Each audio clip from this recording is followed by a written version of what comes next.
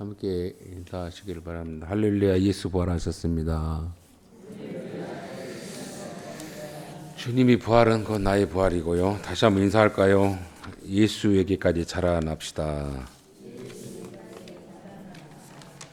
아이들이 태어나면은 이놈이 어디 사지가 멀쩡한가, 또 혹은 어떤 정신적인 혹은 육체적인 장애가 있지 아니한가, 산모는 아이를 낳은 부모는 그것부터가 확인합니다. 발가락이 혹은 6개나 혹은 손가락이 4개 아닌가, 잘못 붙어서 나와 있지 않는가라고 하면서 유심히 살펴보죠. 그런데 사지 백체가 온전히 붙어 있고 건강한 것 같이 보이면 우선 안심을 하죠. 그 다음에 어떤 걱정을 하냐면 이 아이가 어떤 영적으로 혹은 정신적으로 온전한가, 뭔가 문제 있지 않냐한가라고 하는 것을 염려스러운 가운데서 지켜보고 이렇게 살피죠. 그러면서 아이를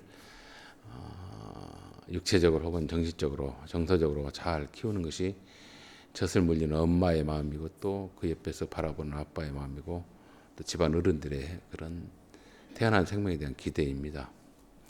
잘 자라면, 육체적으로 잘 자라면 흐뭇해하고 감사하고 또 뭐랄까 자기들의 그 수고에 대해서 보람을 찾습니다. 그런데 인간이 태어나면 그렇게 외형적으로, 육체적으로, 생물학적으로 크게 성장한 것이 목적이 아니라는 것을 우리는 압니다. 육체적인 성숙이 아니라 육신의 생각을 뛰어넘어서 영적인 각성자가 되기까지 참된 진리 안에서의 큰 성숙을, 또 아주 누구가 넘나볼 수 없는 넘사벽의 의식이 진리 안에서 복음 안에서 생생될 때까지 바라보는 것이 믿음의 사람들의 자녀에 대한 기대입니다. 세상 사람들은 그 자녀들이 세상적인 어떤 조직 혹은 인프라 속에서 상위의 자리에 올라서서 많은 수익을 얻고 대접받고 인기를 끌으며 권세를 누리기를 바라는 기대치가 있겠지만 하나님의 사람들은 그것이 목적이 아닙니다. 영적인 각성이죠. 그리스도의 큰 성화를 그 자녀들 속에서 자리 잡고 이루어지고 예수님의 수족과 혹은 마음과 혹은 모든 행위, 거룩함을 대신할 수 있는 자로 자라나게 하는 것, 또 자라남을 기대하는 것이 믿음의 사람들의 정상적인 바람이고 사고방식인 줄로 압니다. 오늘 왜 이 말씀을 제가 그렇게 말씀을 하냐면 오늘 본문이 우리에게 그 이야기를 하고 있습니다. 누가 누구에게 편지를 쓰거나 혹은 전화를 하거나 혹은 문자 혹은 여러 가지 소식을 전할 때, 또 어떤 내용을 전할 때 목적이 반드시 있습니다. 특히 편지는, 옛날에 편지는 안부를 물으면서 그 안부를 묻는 걸로 끝나는 게 아니라 편지를 쓴 목적이 있습니다. 오늘 요한복음도 우리에게 이 요한복음을 기록한 목적이 분명하다라고, 이러한 목적이 있음을 제시하고 있고 또 드러내고 있다는 사실을 여러분들이 좀 알고요. 이 부활주의를 알고, 그리고 주님이 오늘 21장 1절로 14절까지 보면서 세 번째 제자들이 나타났다 그랬어요. 첫 번째는 언제고 두 번째는 언제냐, 부활 후에. 그리고 우리 세 번째라고 한 것은 이제 네 번째는 우리들입니다. 무한대의 나타나심이고 다가오심이고 또 말씀으로 또 이들의 삶을 통해서 우리에게 호소하고 있고 요청하고 있고 초대하고 있다는 사실을 우리가 알아야 하기에 오늘 부활절 감사 예배를 이 본문을 택했습니다. 말씀에 보면은 30절에 이렇게 말씀하죠. 예수께서 제자들 앞에서 이 책에 기록되지 아니한 다른 표적도 많이 행하셨으나, 말할 수 없는 많은 표적이 있고 기적이 있고 놀라운 어떤 행적들이 있습니다. 그런데 그것을 다 기록하지 않았다. 다만 뭘 기록했냐면 꼭 필요한 것을 기록했는데 그 필요한 것을 기록함의 목적이 뭐냐, 31절에 분명히 말씀합니다. 이것을 기록하면, 디테일하게 다 세밀하게 안 했지만은 큰 그 표적 7개 표적을 통해서 예수께서 어떤 분이란 것을 드러냈던 그 목적은 뭐냐. 첫 번째, 하나님의 아들 그리스도심을 믿게 하려 했다 그랬습니다. 예수는 하나님의 아들이고 그리스도심을 믿게 하려 했다 라고 하면서 7가지의 그 표적을 통해서, 그 기적을 통해서 예수는 하나님의 아들이고 그리스도이다 라고 하는 첫 번째 목적이 있었고요. 두 번째, 그 아들이심을 믿게 하려는가 동시에 두 번째는 너희로 믿고 그 이름을 힘입어 생명을 얻게 하려 합니다. 그랬어요. 생명이라는 것은 어떤 의미의 생명인가? 오늘 본문 우리에게 말씀합니다. 죽은 자는 변화가 없습니다. 반응도 하지 않습니다. 그런데 살아있는 자, 생명이 있는 자는 반응을 하고 변화를 갖습니다. 어떤 변화가 있냐면 더 큰 성숙과 거룩함과 그리고 든든함으로 바뀌는 것이 생명이 있는 자가 해야 할 가장 큰 복입니다. 죽은 자는 듣지도 못하고 반응하지 못하고 그냥 썩어 냄새납니다. 사라집니다. 그런데 살아있는 생명이 있는 자는 어떤 형태든지 변화를 갖습니다. 자라납니다. 그리고 성숙을 향하여서 큰 거듭남을 향해서 그리고 완성을 향해서 변화를 주도해 가죠. 그것이 생명 있는 자죠. 그래서 우리가 이 말씀을 또 요한복음을 쓴 목적이 어디에 있냐면 믿고 또 믿어서 예수께서까지 자라나라는 것이죠. 하나님의 아들이심을 믿고 그 믿음을 근거해서 또 믿어 누가 생명이 그에게 있음을 믿어 생명이 있는 자로서의 자라남이 있어라 그렇게 말씀합니다. 그래서 우리가 교회 그 구호로 제가 써놓은 것이 에베소 4장의 내용이 말씀인데 에베소 4장 내용을 한번 잠깐 살펴보면 좋겠습니다. 4장 14절로 16절 말씀을 한번 같이 보고 왜 요한복음을 기록했고 부활 주일 감사 예배를 우리가 맞이하면서 나에게 도대체 생명이 있는 자라남이 있고 변화가 있는가 그러한 일에 내가 얼마만큼 전력 전심하고 있는가를 한번 다시 한번 생각해 보는 시간을 가졌으면 좋겠습니다. 에베소 4장 14절로 16절까지 보겠습니다. 아니 13절부터 봅니다. 시작. 우리가 다 하나님의 아들을 믿는 것과 아는 일에 하나가 되어 온전한 사람을 이루어 그리스도의 장성한 분량이 충만한 데까지 이르리니 이는 우리가 이제부터 어린 아이가 되지 아니하여 사람의 속임수와 간사한 유혹에 빠져 온갖 교훈의 풍조에 밀려 여동하지 않게 하려 함이라. 오직 사랑 안에서 참된 것을 하여 범사에 그에게까지 자랄지라. 그는 머리니 곧 그리스도라. 그에게서 온 몸이 각마디를 통하여 도움을 받음으로 연결되고 결합되어 각 지체의 분량대로 역사하여 그 몸을 자라게 하며 사랑 안에서 스스로 세우느니라. 아멘. 예수님 안에서 구원 받았다고 하는 것, 구원의 은총을 누린다고 하는 것은 하나님의 아들이심을 믿는 것, 예수는 그리고 그 믿음에서 어떤 관념적인 추상적으로 끝나지 않냐고 생명이 있기 때문에 무한히 변화할 수 있는 그런 에너지와 자양분 예수에게 있기 때문에 십자가의 보혈의 공로를 우리가 거저 얻었기 때문에 자라나야 한다는 것이죠. 육체적인 자라남이 아니라 영적인 성화입니다. 큰 범죄할 수 없는 의식의 변화죠. 단단함이죠. 든든함이죠. 그야말로 예수님에게 붙어서 예수님이 하시는 것처럼 손이 되고 발이 되고 마음이 되고 높음과 낮아짐과 그리고 넓음과 깊음과 끝없는 성김이 되고 사랑이 되는 것이 우리가 예수 안에서 생명 있게 자라나는 것이라는 것을 오늘 요한복음 우리에게 말씀합니다. 단순히 여러분들 요한복음을 통해서 이렇게 예수께서는 우리에게 구원의 은혜를 베푸셨다. 그걸 감상적으로 혹은 지식적으로만 알지 마시고요. 자라나십시다. 그 하나님의 아들임을 믿고 생명이 있게 자라나야 돼요. 내가 죽은 자라면 자라날 수가 없죠. 냄새만 풍기죠. 그런데 생명이 있게 자라나고 또 자라나서 어디까지 육체가 자라는 게 아니라 우리 영혼이 큰 영화를 그리고 진리 안에서 참는 그 누구도 범죄할 수 없는 의식의 자리입니다. 각성의 자리입니다. 그런 능력의 자리죠. 그러한 사람으로서 그러한 구원의 백성으로서 자라남을 오늘 본문 요한복음 20장 31절 우리에게 기록했다라고 소개하고 있습니다. 그리고 그 자라남의 사건이 완결되고 끝나는 것이 아니라 오늘 21장 1절에 그렇게 말씀하죠. 그 후에 그래요. 예수님께서 7가지 기적과 표적과 그리고 죽으심과 부활을 통해서 나타나셨고 2번 나타나신 이후 그들이 그러한 자라남이 있는 것을 명령하고 있기를 바라는 그 마음에 어떤 일이 벌어졌냐.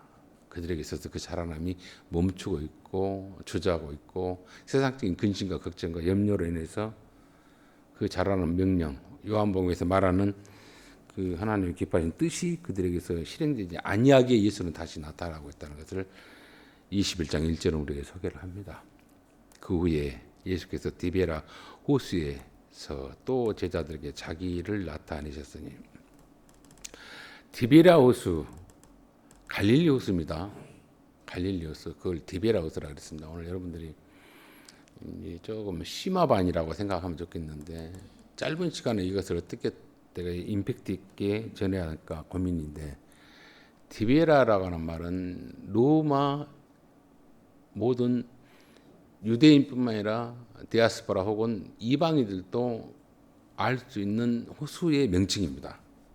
이 예수의 복음은, 예수의 구원은, 예수의 삶은, 또 예수로 인해서 펼쳐져야 할 그런 대상은 유대인에게 한정되지 않고 있음을 의미하는 상징적인 표현의 단어가 디베라입니다. 원래는 갈릴리 호수 혹은 바다라 그렇게 표현을 하죠. 이 디베라라고 하는 그 상징의 표식을, 그 명칭을, 표현을 어디서 했냐면, 여러분 요한복음 6장에 보면은 그렇게 표현합니다. 뭐 성경을 많이 봤다 했던 분들도 모를 거예요. 목사가 그래서 이런 부분을 조금 소개를 하는 것이죠. 요한복음 1장 1절에 보면 이렇게 표현합니다. 갈릴리 호수를 뭐라고 표현한가 보시면, 갈릴리 호수를 이렇게 표현합니다. 요한복음 6장 1절에 그 후에 예수께서 디베라의 갈릴리 바다 건너편으로 가시매. 자, 디베라 호수이기도 하고 갈릴리 호수, 같은 지명, 같은 호수를 이렇게 두 가지로 표현하죠. 그리고 계속해서 그 요한복음 6장에는 디베라의 호수에서 어떤 일을 하셨다라고 말하죠. 디베라의 호수를 또 혹은 바다를 건너갔다라고 말하죠. 주님이 말씀하는 요한복음 6장 23절도 그렇게 말하죠. 그러나 디베라에서 배들이 주께서 축사하신 후 여럿이 떡을 먹던 그곳에 가까이 왔더라. 이 말을, 디베라라고 하는 말은 뭐냐면 상기시키는 의미가 있다는 걸 아셔야 돼요. 제자들에게 500여의 사건을 벌렸던 곳이 디베라 바닷가였습니다. 그리고 다시 제자들이 오셔서 오늘 21장에 보면 다시 제자들을 향한 일병일의의 사건을 벌립니다. 일병일의. 너희들 내가 오래전에 디베라 바닷가에서 그곳에서 내가 기다리라 했는데, 부활한 주님이 먼저 가서 내가 가겠다 하면서 기다리라 했는데, 그들이 그 기다리는 동안 그들이 무슨 일을 하냐면, 믿음이 자라고 생명과 거룩함과 정결함이 누구도 범접할 수 없는 삶 속에서 너희들이 자라남으로 해서 나를 기다려야 하는데, 자라남도 없고 세상의 염려와 세상의 재리 속에서, 그리고 걱정 속에서 빠져버린 그들에게 주님이 다시 왔음을 이야기하고 싶은 것이 오늘 21장 1절 14절입니다. 오늘 보면은 그 후에 예수께서 다시 디베라 호수에서 또 제자들에게 자기를 나타내신 일은 이러했다 그래요. 세 번째 오신 예수께서 나타내신 일이 뭔가, 그 내용이 뭔가 오늘 소개합니다. 시몬 베드로와 디두모라 하는, 자세히 보면은 7명의 제자들이에요. 시몬 베드로, 디두모라 하는 도마, 갈릴리 가나 사람 나다니엘, 세베대 아들들 2명이죠. 또 다른 제자 7명이 배를 타고 밤중에 밤새 고기를 잡으러 갔다라고 하는 사실을 소개하죠. 베드로가 먼저 앞장서서 나는 고기 잡으러 가겠다. 주님이 기다리라고 하는 그곳에서 기다리지 못하고, 주님의 기다림은 뭘 말해요? 가만히 아무 일도 하지 않냐고 그냥 놀고 있는 기다림이 아닙니다. 내가 얼마만큼 주님을 하나님의 아들로 믿고 그리스도로 믿고 자라나고 있는가, 성숙을 이루고 있는가라고 하는 그 이름을 통해서 기다려야 하는데, 그 이름이 멈춰졌습니다. 성경에서 말하는 내용 중에 사마리아 여인이 예수님을 만났습니다. 만났을 첫 번째 예수에 대해서 뭐라고 하냐면, 어찌 유대인이 사마리아 사람을 만날 수 있냐라고 하면서 예수를 유대인이라고 그랬어요. 그리고 예수가 참 신기한, 그리고 좀 뭔가 범상치 아니하는 사람이 있는 걸 눈치채고 라비어 그랬습니다. 사마리아 여인이. 그러다가 사마리아 여인이 뭐라고 하냐면, 그 라비가 하는 말을 듣고 요한복음 4장 15절에 주님 그랬어요. 그리고 그가 더 깊이 들어가면서 뭐라고 표현하냐면, 당신은 예언자입니다 그래요. 4장 19절에. 그러면서 뭐라고 하냐면 4장 29절에 마침내 당신은 그리스도입니다 그래요. 그리스도다. 마침내 세상의 구원자로 오신 그분입니다라고 요한복음 4장 42절에 그렇게 말하죠. 이 사마리아 여인이 말하기를 유대인이 혹은 랍비가 혹은 뭐라고 합니까? 주님이었고 예언자였고 그리스도 그리고 하나님의 보내시는 구원자라고 하면서 그 믿음이 점점 깊어졌어요. 그걸 그 사마리아 여인을 통해서 이야기를 하고 있고요. 또 날 때부터 소경에 있던 사람이 있습니다. 그 소경에 있던 사람이 어떻게 예수에게 예수를 인도했냐면 예수라는 분이 그래요. 예수가 누군지 모르는데 그가 내 눈을 띄게 했다 하면서 예수라는 분이라고 하면서 어디서 말하는 요한복음 9장 11절에 말합니다. 예수를 칭하기를 나는 잘 모르는데 예수라는 분이 예수라는 이름을 가진 자가 내 눈을 치료했다 그래요. 그리고 나서 뭐라고 합니까? 그거는 알고 보니 예언자 같더라 그래요. 정확히 모르죠. 그리고 나서 그에게 눈이 띄는데 뭐라고 합니까? 하나님께서 오신 분이라 그래요. 그는 하나님께서 오신 분이다.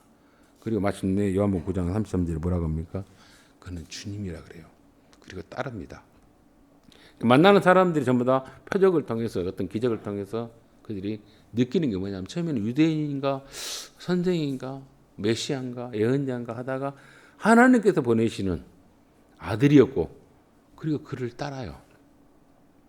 그의 생명을 던지면서 그의 생명의 수족으로 따릅니다. 마음으로 따릅니다. 그것이 사마리아 여인을 통해서 나타나는 예수님의 목적이었고 또 날때부터 성경이었던 빛이 뭔지를 모르는 그 자가 예수에 대해서 깊이 알아가면서 예수를 눈만 떠서 시야의 어떤 육체적인 생명학적인 눈만 시력만 회복되어서 그를 본 것이 아니고 예수가 누구란 걸 알고 고백하고 따라다니는 동행하는 존재로 변화됐다고 말합니다. 즉 그들은 예수가 하나님 아들이신 걸 믿었고 그 믿음에 의해서 영원한 생명의 기쁨이 뭔가를 채워가는 삶을 살았음을 이 말씀을 통해 기적을 통해 했는데 정작 제자들은 몰라요. 이게 부활을 받던 제자들의 어떤 맹점입니다. 어리석음이고 여림입니다. 약함입니다. 그래서 주님이 그들에게 나타나셔서 뭐라고 표현합니까? 7명의 제자들이 고기 잡으러 베드로가 말할 때 그를 따라갔다 그랬어요. 세상에서 우리가 살아가는 거 돈벌이 하는 거 그 나쁜 거 아니 해야 됩니다. 부단히 해야 돼. 왜? 먹고 살아야 되니까. 그런데 그 먹고 삶 속에서 우리가 뭘 잘해야 되냐면 하나님의 아들 되신 예수를 우리가 놓치지 않아야 되고 그 예수로 인해서 내 믿음이 약해져서는 안 돼요. 더 강해지고 더 담대해지고 더 성화를 이루는 삶을 우리가 계속해서 진행해 가면서 키워가면서 예수를 기다려야 돼요.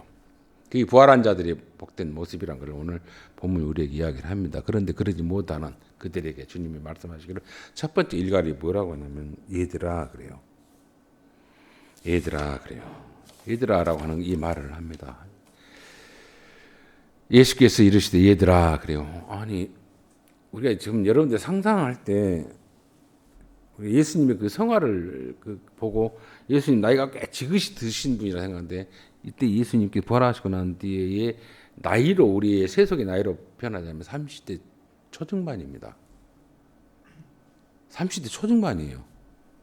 그리고 베드로만 겨우 예수님과 차이가 20대가 넘었다는 걸 이야기합니다. 왜냐하면 성전세를 낼 때 여러분들 잘 아십시오. 성전에 아무 생각 없이 그렇게 가지 마시고 성전세를 낼 때 우리가 성전을 출입할 때 성전세를 내라 할 때 베드로가 주님에게 말합니다. 그랬더니 주님이 물고기 입에서 동전을 가져오라 그래요. 2개가 있습니다.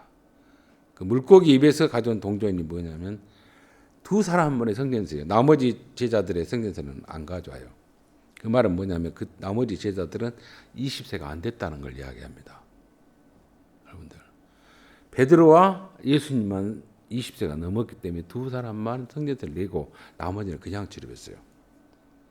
이 성경이 이야기하는 겁니다. 그러니까 오늘 예수님이 오늘 또 말씀하기를 그래요.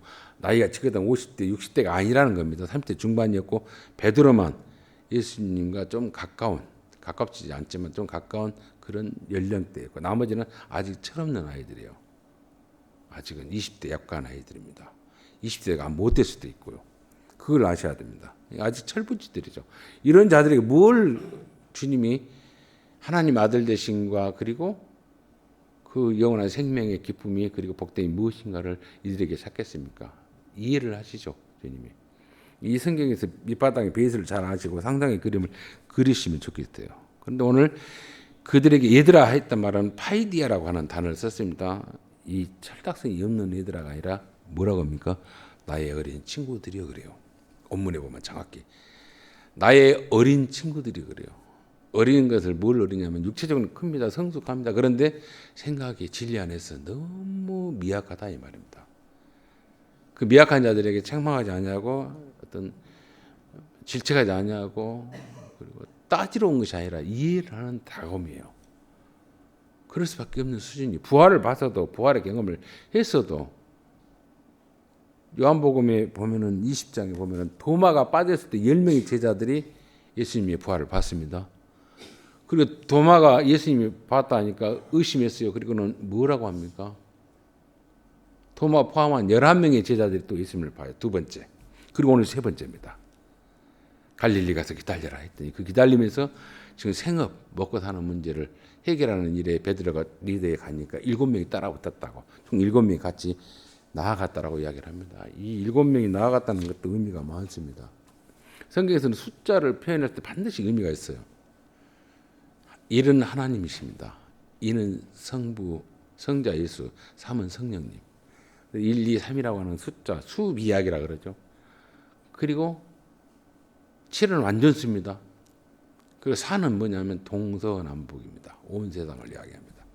성부와 성자와 성령의 도움을 바라서 의지해서 온 세상에 퍼져나가야 할 자들의 숫자가 7이에요. 이 제자들의 모습이 지금 세상 속에서 그들의 생업터가 바다입니다. 갈릴리 호수입니다. 즉 갈릴리를 하지 않고 디베라 호수라 그랬어요. 세상 사람들이 알고 있는 그 세상 먹고 사는 그곳, 고난이 넘치고 두려움이 넘치고 염려가 넘치고 먹고 사는 거에서 힘들어하는 그곳에 지금 7명이 파송되어 있는데 자라남이 없었고 거듭이 없었어요. 그 자라남이 있고 거듭이 없을 때 주님 오셔서 뭘 합니까? 아무것도 건지지 못했냐 책망하지 않냐고 얘들아 그래요. 아직 어린 아이들, 어린 그 영적으로 낮은 그 격 없는 그 아이들을 부를 때 그렇게 이야기합니다. 우리가 어떤 누구에게 은혜를 베풀었고 어떤 호의를 베풀었을 때 그걸 다 수용하지 못하고 감사할지 모르는 자들에게 우리가 말하기를 네가 사람이냐 그러잖아요. 네가 철딱선이 없냐 이렇게 표현하지. 그런데 그렇지 않아요. 주님은. 파에디아 어린 친구들이요. 혹시 너에게 고기가 있느냐 그래요. 너희들이 잡고자 하는 그것이 있느냐. 그들이 말하면 없습니다 그래요. 없습니다. 뱃사람으로서 고기 잡는 데 있어서 탁월한 능력을 가진 베드로가 뭐 니들에 갔는데 없어요. 없습니다 그래요. 없나이다. 이 없다라고 하는 이 말은 뭡니까? 다른 거 없습니다. 부단히 우리가 노력해서 수고해서 거둘 수 있는 것이 있어요. 노력하면 거둬요. 수고하면 그 수고의 대가를 받습니다. 그런데 없다라고 하는 말은 뭐냐면 주님이 기뻐할 만한 그런 성과가 없다 이 말입니다. 노력했는데 왜 없겠습니까? 우리가 인생을 살아가면서 믿음이 있어야 되고요. 자라남이 있어야 되고요. 하나님의 아들을 내가 믿는 믿음과 영원한 생명 안에서 내가 큰 성공을 이루는 그것. 내가 살아가면서 많은 사람들에게 내가 시들과 아들처럼 이렇게 대화하면서 부딪히면서 그리고 장사하면서 혹은 뭐 비즈니스하면서 그들이 나를 통해서 얻어들이는 수익이고 유익이고 기쁨이 아니라 나를 통해서 눈을 뜨게 하는 그러한 것들, 주님을 발견할 수 있는 그러한 어떤 매개체로서의 삶이 내게 있냐라고 물으실 때 과연 내가 먹고 사는 일이 있어서 그 사람을 속였고 배신했고 아프게 했고 고통스럽게 했던 것만 있지 진짜 주님이 기뻐할 만한 내가 있냐라고 말할 때 뭐가 있냐라고 내가 내놓겠어요. 오늘 제자들은 밤새 고기를 잡았는데 없다 그래요. 없었습니다. 그래서 주님 말하죠. 그물을 배 오른편에 던지라. 이런 말을 하나님 우편에 하나님의 좌편 이런 말씀을 하죠. 하나님 우편은 뭐 칭찬받는 자다 심판이 아니고 좌편은 저주받고 심판받는다 이렇게 표현하는데 그런 의미가 아니라 예수님이 왼편에 내리라 했으면 왼편에 내리고 오른편에 내리라 또 오른편에 내리면 됩니다. 즉 예수의 말에 온지 우리가 순종할 수 있는 그런 순종의 내용이 있냐 이거죠. 왼편에 내려라 했으면 왼편에 또 고기가 있을 것이고 오른편에 내려라 했으면 오른편에 있는 겁니다. 이 말은 오른편에 왼편을 말하고 있는 것이 아니에요. 예수의 말에 그가 누구인지도 모르고 예수의 말에 순종했다는 것이죠. 그물을 배 오른편에 던지라 그리하면 잡으리라 하신 이에 던졌더니 물고기가 많아요. 그런데 이 말을 듣고 예수님께 말하는 이 말을 듣고 이들은 예수인지를 몰랐어요. 죄송합니다만 누군가가 나타나서 동이 트는 때 미미하게 누군지 모르는데 나타나서 고기가 있느냐라고 물었고 없다 하니까 예수께서 말씀하죠. 오른편에 던지라 하니까 내렸습니다. 그리고 나서 사랑하시는 그 제자 오늘 요한복음을 기록한 요한이라 말하셨죠. 그 제자가 이렇게 보니 주님이시다라고 베드로를 보면서 주님이십니다라고 말해요. 유일하게 7명 중에 1명 요한만 예수님의 그 행적을 보고 말씀을 보고 명령을 보고 주님이시다 라고 하면서 주님을 바라보지 않고 베드로를 보고 주님이십니다라고 말해요. 그랬더니 베드로가 어떤 처세를 취하냐, 옷을 벗고 있었다 그래요. 고기 잡다가. 그래서 옷을 입고 예를 갖췄습니다. 그렇게 물에 뛰어내려와서 주님 앞에 나와서 절을 합니다. 엄청난 성수기를 말하죠. 베드로 하면 천방지축이고 자기 광나는 데 있어서 고백했다가 바로 예수님을 팔아버리고 폐악한 짓을 하죠. 저는 그리스도시에 살아계신 하나님 아들입니다라는 엄청난 하나님의 그 충만함에 사로잡혀서 고백했던 그 고백한 베드로가 예수께서 십자가에 달려 죽겠다라 하니까 예수님을 부여잡고 멱살을 잡고 흔들면 안 된다라고 엄청난 의기야, 엄청난 그 충성스러운 사람처럼 행했던 천방지축에 앞뒤가 안 맞지 않냐는 이런 일들을 했던 사람이 베드로였고, 또 물 위에 걸을 때도 유령이다 그랬습니다. 예수님 보고 두려워서 들어오지 못했어요. 그런 자가 이제는 주님이라고 하는 말에 요한의 증언을 듣고 그가 예를 갖춥니다. 옷을 입고 주님 앞에 가죠. 뭘 말합니까? 예수께서 명령하신 명령에 따라 순종할 때 사람은 뭐가 바뀌어요? 여러분들, 제가 매너라 그랬습니다. 성도의 성품입니다. 신앙생활 오래 하면 할수록 우리가 뭡니까? 다른 게 없어요. 세상적인 그 부자가 되는 거, 권세 잡는 게 아니에요. 가장 우리 세상 쪽에서 최고의 그 스타들 보면은 운동 잘하고 뭐 돈 잘 벌고 유명한 거 다 좋아요. 그런데 그 매너 있는 거 있죠. 성품, 인품. 축구 선수 중에 우리 손흥민이라고 하는 그 친구의 인품. 또 일본 그 야구 선수지만 그 누군지 잘 모르겠어요. 뭐 오타니인가? 그 친구의 그 성품. 어마어마한 돈을 법니다. 어마어마한 그 어떤 스타입니다. 능력자입니다. 근데 성품. 그 성품이 뭐겠습니까? 자기는 그 어렸을 때부터 초등학교 때부터입니까? 그때부터 썼다는 거예요. 자기. 길에 보이는 쓰레기는 곧 돈이고 복이다 라고 하면서 먼저 주는 거예요. 그게 습관화돼서 야구할 때도 그 자기 라카롬에 떨어지는 쓰레기는 주머니 넣어서 버린다는 거예요. 이건 내 복이고 돈이다. 그런 사고방식 그 자체. 그리고 누가 자기에게 험난하거나 비난하거나 힐난할 때도 그렇게 대응하지 않아요. 이해를 해버립니다. 수용해버립니다. 받아들입니다. 그러니 어마어마한 그 스타 플레이, 그 야구의 실력 혹은 축구의 실력이 아니에요. 엄청난 그 매너죠. 이게 그 세상 사람이 가진 것, 그것도 존경을 받아요. 그래서 많은 사람이 더 열광을 하고 더 인기를 끌죠. 이게 자라남입니다. 우리는 예수를 통해서 구원을 받았고 부활의 영생을, 하나님 아들 됨을 우리가 값없이 얻었어요. 그러면 죽어서 육신의 옷만 벗고 하나님 품에 그냥 아무 공로 없이 들어가서 거기서 내가 누리는 거 아니에요. 내 삶 속에서 그 고기를 잡으러 가든지 땅을 팔아 가든지 어떤 일을 하든지 내 속에서 뭐가 자라나냐면 예수가 하나님의 아들 되심을 내가 믿고 그 생명이 내 속에 자라나야 돼요. 그걸 부활을 은혜를 덧입은 우리가 해야 할 일들입니다. 여러 모양의 삶의 터전이 있습니다. 그냥 계속해서 좌절하고 실패하고 그렇게 있어요. 밤새 네가 이제까지 살아온 날 동안 네가 하나님을 기뻐할 만한 그런 이 건수가 있느냐, 결실이 있느냐라고 할 때 주님 없는 것 같습니다. 그런데 주님은 실망하지 않아요. 주님이 그들에게 없다 할 때 고기를 잡게 하셨습니다. 오른쪽에 내려봐라. 혹은 왼쪽에 내려갈 때 순종했을 때 순종함으로 해서 엄청난 결과물을 얻습니다. 들을 수가 없다 그랬어요. 그리고 요한이 말하죠. 베드로를 보고 주님이시다 하니까 이제는 베드로가 그때서 비로소 성숙함을, 예를 갖춥니다. 매너를, 옷을 입고 주님에게 나와서 엎드리죠. 두른의 바다로 뛰어내려서, 그리고 다른 제자들은 아직 오지 않았어요. 6명은. 가서 보니 어떤 일을 벌려놨냐면 주님이 숯불을 피워놓고 물고기 하나와 떡을 준비해놨다 그랬어요. 그걸 보면서 디베라 이 바닷가에서 주님이 500년의 사건을, 기적을 보여줬던 그것을 기억하라 이거죠. 이 떡은 내 몸이니 이 잔은 내 피니. 성찬의 기억시킨 거예요. 내가 너희를 위해서 찢어졌고 너희를 위해서 죽어졌고 다시 부활했는데 너희들이 건진 것, 너희들이 내가 주었던 하나님의 아들의 심의 그 엄청난 축복, 그리고 영원한 생명의 삶을 얼마나 살고 있는지라고 하는 각성을 시키죠. 그리고 떡을 주고 물고기를 더 갖고 와서 그들에게 먹입니다. 근데 그 먹을 때 그들이 뭐예요? 아무 말을 못했다는 겁니다. 예수께서 떡을 가져다가 그들에게 주시고 생선도 그와 같이 하시니라. 이것은 예수께서 죽은 자 가운데서 살아나신 후에 세 번째 제자들이 나타나시니라. 그런데 12절에 이렇게 말하죠. 예수께서 이르시되 와서 저발을 먹으라 하시니 제자들이 주님이신 줄을 아는 거로 예수인 줄 알아요. 알면서 지금 어떻습니까? 민망하고 낯뜨겁고 부끄럽고 죄송스러운 걸 알아요. 주께서 이러한 일을 디베라 그때 바닷가에서 어떻게 우리에게 저반을 먹이고 우리에게 성찬을 베풀면서 명령하셨던 것이 있었고 또 그렇게 죽으셨고 버림을 받았고 그리고 부활하셨는데 우리가 그 뜻을 그분의 은혜를 진행시키지 못하고 있었음을 그들이 알았다 그래요. 그래서 말을 못해요.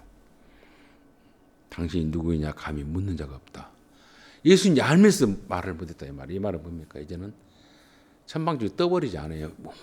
묵묵히 깊은 영적인 큰 성숙과 의식을 가지고 주님이 인도하는 일에 자신을 내어놓고자 하는 자신을 주님의 도구로 제공하고자 하는 그런 결심을 하고 있다는 것이죠. 여러분 주님 우리에게 오셔서 하시는 것이 이러한 것들입니다. 여전히 어립니다. 천방지축합니다. 삶을 염려 때문에 근심 때문에 배고픔 때문에 혹은 욕심 때문에 살아갈 수 있어요. 그런데 그 살아감 속에서 주님이 원하는 고기가 있습니다. 어떤 열매가 있습니다. 성숙이 있습니다. 매너가 있습니다. 아름다움이 있습니다. 침묵이 있습니다. 영적인 통찰력 주님이시다라고 하는 발견이 있어야 되고 증언이 있어야 하고 그에 대해 반응하는 결단이 있어야 합니다. 이러한 것들이 우리에게 얼마만큼 있는가. 오랜 시간 교회를 출입하면서 아무 생각 없이 출입하면서 우리가 들락달락 하는 것에 대해서 내가 예수를 믿는다 하지 마시고요. 이제는 자라나십시다. 예수에게까지 자라나십시다. 믿는 것과 아는 일 하나 되어서 누가 스스로 서고 다른 사람을 세울 수 있는 사랑의 사람으로서 용납하고 용인하고 그리고 위로해주고 더 큰 의식과 거듭남으로 인해서 하나님 앞에 섰을 때 칭찬받을 수 있는 거룩한 존재로서 믿음이 왕성한 사람으로서 많은 사람들이 보고 흠모할 만한 존재로서 천사들이 부활할 만한 변화를 이루는 저와 여러분의 신앙과 삶이 되기를 주님으로 축원을 드립니다. 좋으신 아버지 은혜 감사합니다. 오늘 또 세 번째 제자들에게 나타나신 주님. 제자들은 일곱이 조를 이루어서 배를 이끌고 바닷가에 나가 고기를 밤새 잡았으나 그들은 단 한 마리 고기도 잡지 못하고 낭망하고 있었음을 주님은 다 보고 계셨고 또 알고 계셨습니다. 그렇게 시리에 빠진 그들에게 주님이 여명이 떠오를 때 다가가셔서 고기가 있냐 물으실 데 없다라고 하는 그들에게 다시 한번 그물을 내라고 하는 그 명령 앞에 그들은 예수의 말을 들었을 때 음성을 들어 손목했을 때 엄청난 감당할 수 없는 큰 수확을 거뒀음을 봤습니다. 주님, 내가 내 방법대로 노력해서 나아가면 거둘 것이 없으나 주님의 음성에 순종하고 나아가면 이 세상에서 하나님 기뻐하신 일들을 행할 수 있을 뿐만 아니라 결실을 얻을 줄로 믿습니다. 그런 거룩한 복된 결실을 이루어가는 할머니 모든 것들의 직장이 되게 하시고 만나는 사람들 되게 하시고 성금이 되게 하시고 사랑의 결실 있게 하여 주옵소서. 주님 오늘 이 말씀을 때 다시 한번 내게 찾아오신 주님이 음성을 오셨사오니 나에게 주신 그 주님의 부탁 침묵함으로 통찰을 가지고 겸손하게 최상의 면허를 가지고 예수의 손과 발과 마음이 되는 복된 할머니 모든 것들의 신앙이 되게 해 주옵소서. 모든 것 주님 그렇다고 예수님 이름으로 축복합니다.